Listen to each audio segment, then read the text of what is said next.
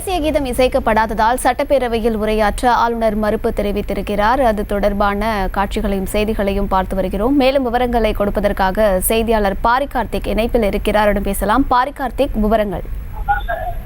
வணக்கம். 2024ஆம் ஆண்டு முதல் சட்டப்பேரவை கூட்டம் இன்று ஆளுநர் உரையுடன் துவங்கும் என்று ஏற்கனவே அறிவிப்பானது சபாநாயகர் தலைமையில் அறிவிப்புகளில் தற்போது அந்த கூட்டமாக நடைபெற்றது. அந்த கூட்டத்தில் முன்னதாக பேசிய தமிழ்நாடு ஆளுநர் RN ரவி அவர்கள் ஏற்கனவே பலமுறை கோரிக்கை வைத்தும் தமிழ்த்தாய் வாழ்த்தோடு தேசிய கீதமும் இசைக்க வேண்டும் என்று ஏற்கனவே நான் கோரிக்கை வைத்தேன். எனவே அந்த கோரிக்கையை நீங்கள் நிறைவேற்றவில்லை என்றும், மேலும் அங்கு இருக்கக்கூடிய ஆளுநர் உரையால் கொடுக்கப்பட்டிருக்கக்கூடிய நிறைய செய்திகள் உண்மைக்கு புறம்பாக இருக்கின்றன என்றும், எனவே இதை நான் படிக்க மாட்டேன் என்றும் ஒரு குரலை மட்டும் ஒப்பிட்டு பேசி அமர்ந்து விட்டார்.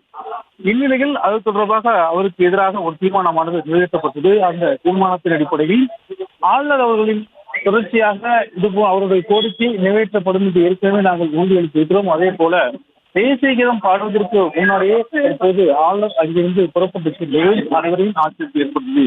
ஏனென்றால் குறிப்பாக ஆளுநர்களின் முக்கிய கோரிக்கையா இருக்கக்கூடிய தேசிய கீதம் முன்னதாக ஒழிக்க வேண்டும் என்ற கோரிக்கை இருந்தது. ஆனால் சட்டசபை மரபின் அடிப்படையில் தமிழகத்தில் முதலாக துவங்குவதும் தமிழ்த்தாய் வாழ்த்தோடு நிகழ்ச்சி துவங்கும். அதுபோல முடியும் பொழுது தேசிய கீதம் பாடி ஒவ்வொரு நிகழ்ச்சிகளும் முடிவடையும். ஆனால் தேசிய கீதம் பாடுவதற்கு முன்னாகவே ஆளுநர் தற்போது அங்கிருந்து வெளியேற்றிருக்கிறார். தொடர்ச்சியாக ஆளுநருக்கு எதிரான தீர்மானம் சார்பில் கொண்டு வரப்பட்டது. அது மட்டுமல்லாது இங்கு இருக்கக்கூடிய அனைவருமே உங்கள் மனதில் இருப்பதை நீங்கள் சொன்னீர்கள், மத்திய அரசு எங்களுக்கு ஒரு பைசா நிதியை கூட ஒதுக்கவில்லை என்று சபாநாயகர் தெரிவித்திருக்கிறார். மேலும் பிஎம் ஃபண்டு கேரிலிருந்து 50,000 கோடியை வாங்கி தாருங்கள் என்றும் அவருக்கு கோரிக்கை வைத்திருக்கிறார். மேலும் கோர்ட்டு சவகாச வழியில் வந்தவர்களுக்கு சற்றும் குறைந்தவர்கள் என்றும் என காட்டமாக தெரிவித்திருக்கிறார். மேலும் ஆளுநர் பேசியது அனைத்துமே அவைக்குறிப்பில் என்றும் நீக்கப்படும் என்றும் தெரிவித்திருக்கிறார். மேலும் உங்கள் மனதில் இருப்பதை நீங்கள் கூறுகிறீர்கள், அனைவரும் தங்கள் கருத்துக்களை சொல்வதற்கு இந்த சபை தயாராக, அவரது கருத்துக்களை ஏற்றுக்கொள்வதற்கு இந்த சபை தயாராக இருக்கிறது என்றும் ஆளுநர் கூறியதையும் குறிப்பிட்ட சபாநாயகர் அவர்கள் பேசினார். தொடர்ச்சியாக அங்கு இருக்கக்கூடிய தேசிய கீதம் ஒழிக்க முன்னதாகவே தற்போது ஆளுநர் அங்கிருந்து வெளியே புறப்பட்டிருக்கிறார். மேலும் சபாநாயகர் இது தொடர்பாக பல்வேறு விஷயங்கள் காட்டமாக தெரிவித்திருக்கிறார்.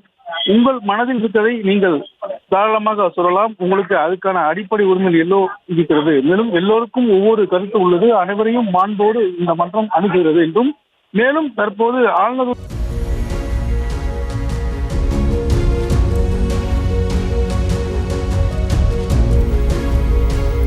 விவரங்களை வழங்கியமைக்கு நன்றி பாரி கார்த்திக். செய்திகளை உடனுக்குடனும் துல்லியமாகவும் தெரிந்து கொள்ள சப்ஸ்கிரைப் பண்ணுங்க.